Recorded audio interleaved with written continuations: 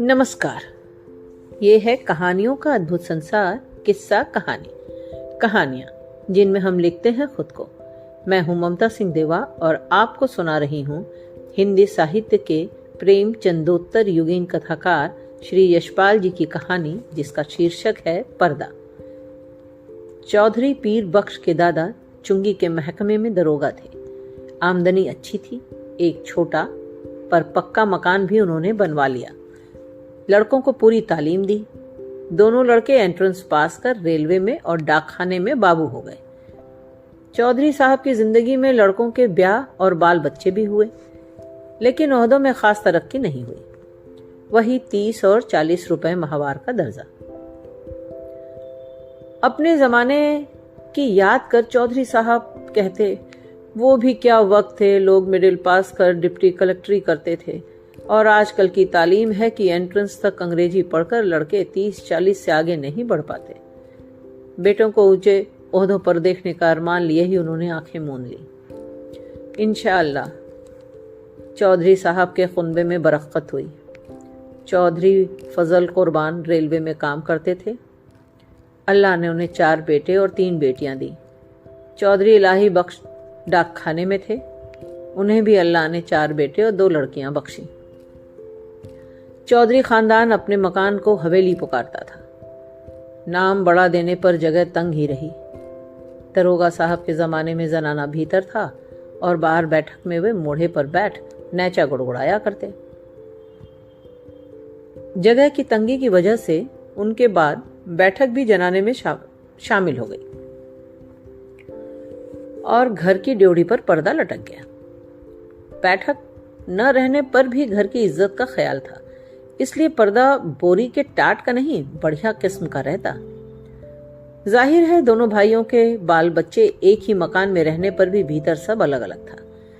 ड्योढ़ी का पर्दा कौन भाई लाए? इस समस्या का हल इस तरह हुआ कि दरोगा साहब के जमाने की पलंग की रंगीन दरियां एक के बाद एक ड्योढ़ी पर लटकाई जाने लगी। तीसरी पीढ़ी के ब्याह शादी होने लगे। आखिर चौधरी खानदान की औलाद को हवेली छोड़ दूसरी जगहें तलाश करनी पड़ी। चौधरी इलाही बख्श के बड़े साहबजादे एंट्रेंस पास कर डाकखाने में 20 रुपए की कलर की पा गए। दूसरे साहबजादे मिडिल पास कर अस्पताल में कंपाउंडर बन गए। ज्यों ज्यों जमाना गुजरता जाता, तालीम और नौकरी दोनों मुश्किल होती जाती। तीसरे बेटे होनहार थे। उन्होंने वजीफा पाया। जैसे तैसे मिडिल कर स्कूल में मुदर्रिस हो देहात चले गए।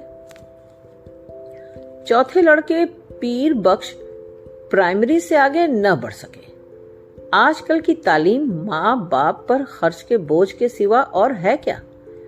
स्कूल की फीस हर महीने और किताबों, कॉपियों और नक्शों के लिए रुपए ही रुपए। चौधरी पीर बख्श का भी ब्याह हो गया। मौला के करम से बीबी की गोद भी जल्दी ही भरी। पीर बख्श ने रोजगार के तौर पर खानदान की इज्जत के ख्याल से एक तेल की मिल में मुंशीगिरी कर ली। तालीम ज्यादा नहीं तो क्या, सफेद पोश खानदान की इज्जत का पास तो था। मजदूरी और दस्तकारी उनके करने की चीजें न थी। चौकी पर बैठते, कलम दावात का काम था। 12 रुपया महीना अधिक नहीं होता। चौधरी पीर बख्श को मकान सितवा की कच्ची बस्ती में लेना पड़ा। मकान का किराया 2 रुपया था। आसपास गरीब और कमीने लोगों की बस्ती थी। कच्ची गली के बीचों बीच गली के मुहाने पर लगे कमेटी के नल से टपकते पानी की काली धार बहती रहती, जिसके किनारे घास उगाई थी। नाली पर मच्छरों और मक्खियों के बादल उमड़ते रहते। सामने रमजानी धोबी की भट्टी थी, जिसमें से धुआं और सज्जी मिले उबलते कपड़ों की गंध उठती रहती। दाईं ओर बीकानेरी मोचियों के घर थे। बाईं ओर वर्कशॉप में काम करने वाले कुली रहते थे। इस सारी बस्ती में चौधरी पीर बख्श पढ़े लिखे सफेद पोश थे। सिर्फ उनके ही घर की ड्योढ़ी पर पर्दा था। सब लोग उन्हें चौधरी जी, मुंशी जी कहकर सलाम करते। उनके घर की औरतों को कभी किसी ने गली में नहीं देखा। लड़कियां 4-5 बरस तक किसी कामकाज से बाहर निकलती और फिर घर की आबरू के ख्याल से उनका बाहर निकलना मुनासिब न था। पीर बख्श खुद ही मुस्कुराते हुए सुबह शाम कमेटी के नल से घड़े भर लाते। चौधरी की तनख्वाह 15 बरस में 12 से 18 हो गई। खुदा की बरकत होती तो रुपए पैसे की शक्ल में नहीं, आल औलाद की शक्ल में होती है। 15 बरस में 5 बच्चे हुए, पहले 3 लड़कियां और बाद में 2 लड़के। दूसरी लड़की होने को थी तो पीर बख्श की वालदा मदद के लिए आई। वालिद साहब का इंतकाल हो चुका था। दूसरा कोई भाई वालदा की फिक्र करने आया नहीं। वे छोटे लड़के के यहाँ ही रहने लगे। जहाँ बाल बच्चे और घर बार होता है, 100 किस्म की झंझटें भी होती हैं। कभी बच्चे को तकलीफ है तो कभी जच्चा को। ऐसे वक्त में कर्ज की जरूरत कैसे न हो। घर बार हो तो कर्ज भी होगा ही। मिल की नौकरी का कायदा पक्का होता है। हर महीने की 7 तारीख को गिन कर तनख्वाह मिल जाती है। पेशगी से मालिक को चिढ़ है। कभी बहुत जरूरत पर ही मेहरबानी करते। जरूरत पड़ने पर चौधरी घर की कोई छोटी मोटी चीज गिरवी रखकर उधार ले आते। गिरवी रखने से रुपए के 12 आने ही मिलते। ब्याज मिलाकर 16 आने हो जाते और फिर चीज के घर लौटने की संभावना न रहती। मोहल्ले में चौधरी पीर बख्श की इज्जत थी। इज्जत का आधार था घर के दरवाजे पर लटका पर्दा। भीतर जो हो, पर्दा सलामत रहता। कभी बच्चों की खींच खांच या बेदर्द हवा के झोंकों से उसमें छेद हो जाते तो पर्दे की आड़ से हाथ सुई धागा ले उसकी मरम्मत कर देते। दिनों का खेल, मकान की ड्योढ़ी के किवाड़ गलते गलते बिल्कुल गल गए। कई दफे कसे जाने से पेंच टूट गए और सुराख ढीले पड़ गए।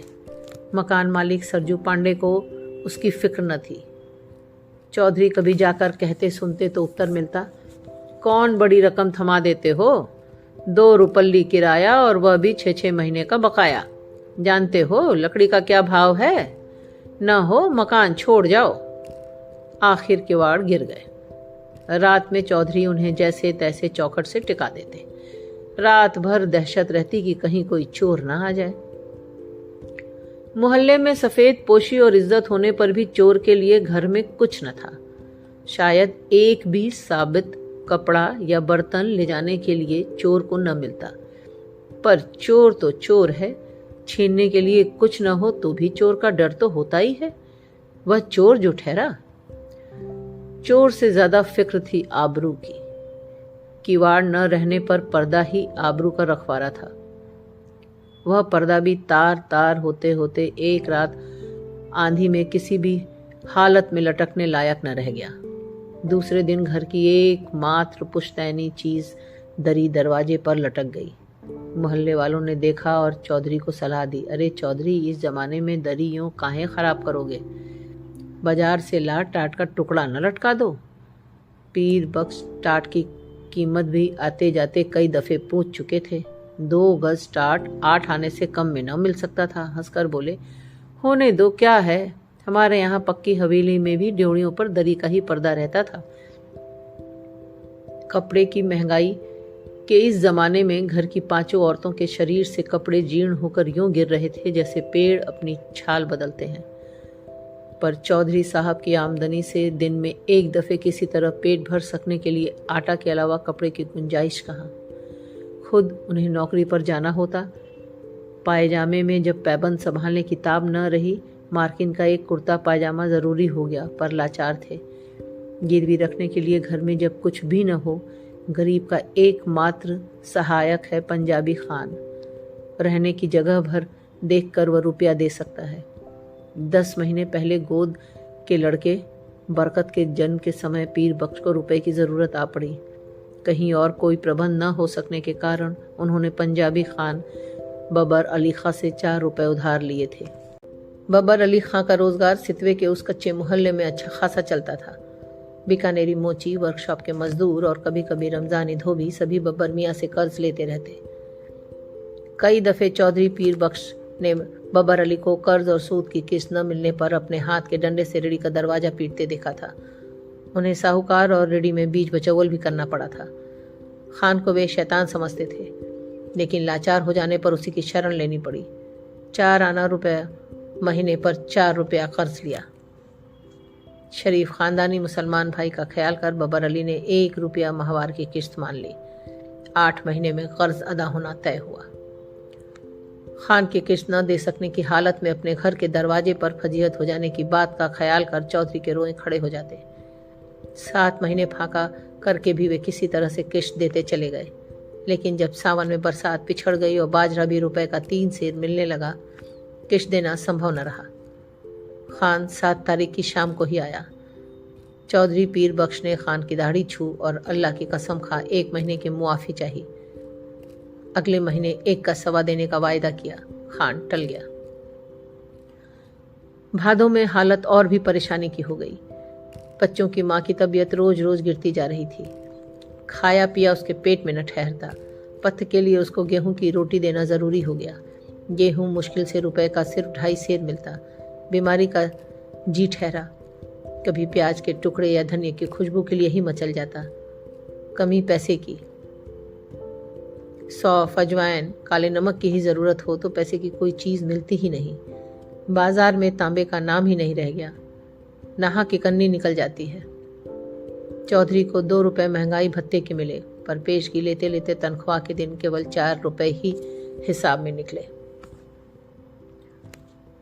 बच्चे पिछले हफ्ते लगभग फाके से थे। चौधरी कभी गली से 2 पैसे की चौराई खरीद लाते, कभी बाजरा उबालकर सब लोग कटोरा कटोरा भर पी लेते। बड़ी कठिनता से मिले 4 रुपयों में से 1.25 रुपया खान के हाथ में धर देने की हिम्मत चौधरी को ना हुई। मिल से घर लौटते समय वे मंडी की ओर टहल गए। 2 घंटे बाद जब समझा खान टल गया होगा और अनाज की गठरी ले वे घर पहुंचे। खान के भय से दिल डूब रहा था, लेकिन दूसरी ओर 4 भूखे बच्चों, उनकी माँ, दूध न उतर सकने के कारण सूख कर काटा हो रहे गोद के बच्चे और चलने फिरने से लाचार अपनी जफई माँ की भूख से बिलबिलाती सूरतें आंखों के सामने नाच जाती। धड़कते हुए हृदय से वे कहते जाते, मौला सब देखता है, खैर करेगा। 7 तारीख की शाम को असफल हो खान 8 की सुबह तड़के चौधरी के मिल जाने से पहले ही अपना डंडा हाथ में लिए दरवाजे पर मौजूद हुआ। रात भर सोच सोच कर चौधरी ने खान के लिए बयान तैयार किया। मिल के मालिक लाला जी 4 रोज के लिए बाहर गए हैं। उनके दस्तखत के बिना किसी को भी तनख्वाह नहीं मिल सकती। तनख्वाह मिलते ही वह 1.25 रुपया हाजिर करेगा। माकूल वजह बताने पर भी खान बहुत देर तक गुर्राता रहा। वतन चोर के परदेश में पड़ा है, ऐसे रुपया चोर देने के वास्ते हम यहाँ नहीं आया। हमारा भी बाल बच्चा है। 4 रोज में रुपया नहीं देगा तो हम तुम्हारा कर देगा। 5वें दिन रुपया कहाँ से आता? तनख्वाह मिले अभी हफ्ता भी नहीं हुआ।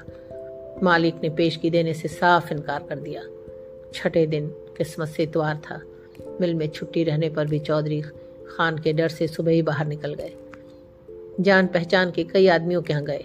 इधर उधर की बातचीत कर वे कहते, अरे भाई हो तो 20 आने, पैसे तो 2-1 रोज के लिए दे देना, ऐसे ही जरूरत आ पड़ी है। उत्तर मिला, मियाँ पैसे कहाँ इस जमाने में, पैसे का मोल कौड़ी नहीं रह गया। हाथ में आने से पहले ही उधार में उठ गया तमाम। दोपहर हो गई। खान आया भी होगा तो इस वक्त तक बैठा नहीं रहेगा। चौधरी ने सोचा और घर की तरफ चल दिए। घर पहुंचने पर सुना खान आया था और घंटे भर तक ड्योढ़ी पर लटके दरी के पर्दे को डंडे से ठेल ठेल कर गालियां देता रहा।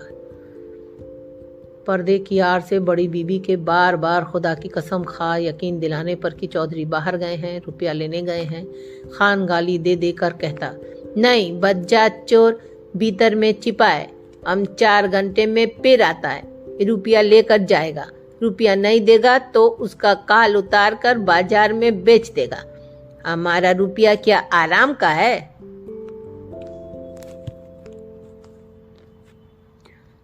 चार घंटे से पहले ही खान की पुकार सुनाई दी, चौधरी। पीर बख्श के शरीर में बिजली सी दौड़ गई और वे बिल्कुल निस्सत्व हो गए।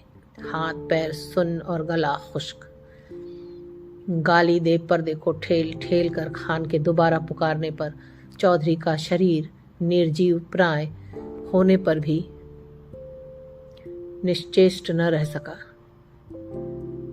वे उठकर बाहर गए। खान आग बबूला हो रहा था। पैसा नहीं देने के वास्ते चिपता है।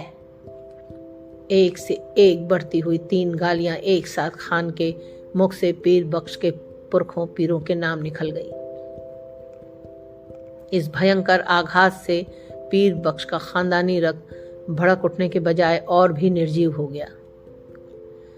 खान के घुटने छू अपनी मुसीबतें बता वे मुआफी के लिए खुशामद करने लगे। खान की तेजी बढ़ गई। उसके ऊंचे स्वर से पड़ोस के मोची और मजदूर चौधरी के दरवाजे के सामने इकट्ठे हो गए। खान क्रोध में डंडा फटकार कर कह रहा था, पैसा नहीं देना था, लिया क्यों? तनख्वाह किधर में जाता? आरामी हमारा पैसा मारेगा, हम तुम्हारा काल खींच लेगा। पैसा नहीं है तो घर पर पर्दा लटका के शरीफ ज्यादा कैसे बनता? तुम हमको बीबी का गहना दो, बर्तन दो, कुछ भी तुम दो, हम ऐसे नहीं जाएगा। बिल्कुल बेबस और लाचारी में दोनों हाथ उठा खुदा से खान के लिए दुआ मांग पीर बख्श ने कसम खाई, एक पैसा भी घर में नहीं, बर्तन भी नहीं, कपड़ा भी नहीं। खान चाहे तो बेशक उसकी खाल उतार कर बेच ले। खान और आग हो गया। अब तुम्हारा दुआ क्या करेगा? तुम्हारा खाल क्या करेगा? उसका तो जूता भी नहीं बनेगा। तुम्हारा खाल से तो यह टाट अच्छा। खान ने ड्योढ़ी पर लटका दरी का पर्दा छटक लिया। ड्योढ़ी से पर्दा हटने के साथ ही जैसे चौधरी के जीवन की डोर टूट गई। वह डगमगाकर जमीन पर गिर पड़े। इस दृश्य को देखने की ताब चौधरी में न थी, परंतु द्वार पर खड़ी भीड़ ने देखा घर की लड़कियां और औरतें पर्दे के दूसरी ओर घटती घटना के आतंक से आंगन के बीचों बीच इकट्ठी हो खड़ी कांप रही थी। सहसा पर्दा हट जाने से औरतें ऐसी सिकुड़ गईं जैसे उनके शरीर का वस्त्र खींच लिया गया हो। वह पर्दा ही तो घर भर की औरतों के शरीर का वस्त्र था। उनके शरीर पर बचे चीथड़े उनके 1/3 अंग ढकने में भी असमर्थ थे। जाहिल भीड़ ने घृणा और शर्म से आंखें फेर ली। उस नग्नता की झलक से खान की कठोरता भी पिघल गई। ग्लानि से थूक पर्दे को आंगन में वापस फेंक क्रुद्ध निराशा में उसने लाहौल बिला कहा और असफल लौट गया। भय से चीख कर ओट में हो जाने के लिए भागती हुई औरतों पर दया कर भीड़ छट गई। चौधरी बेसुध पड़े थे।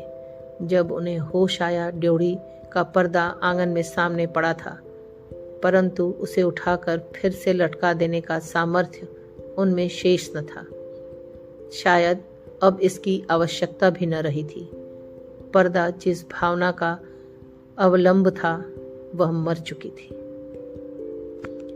ये कहानी बस इतनी ही। अभी आप सुन रहे थे मुझसे यानी ममता सिंह देवा की आवाज में श्री यशपाल जी की कहानी पर्दा। ये है फलक का चैनल किस्सा कहानी। फिर मिलते हैं एक नई कहानी के साथ।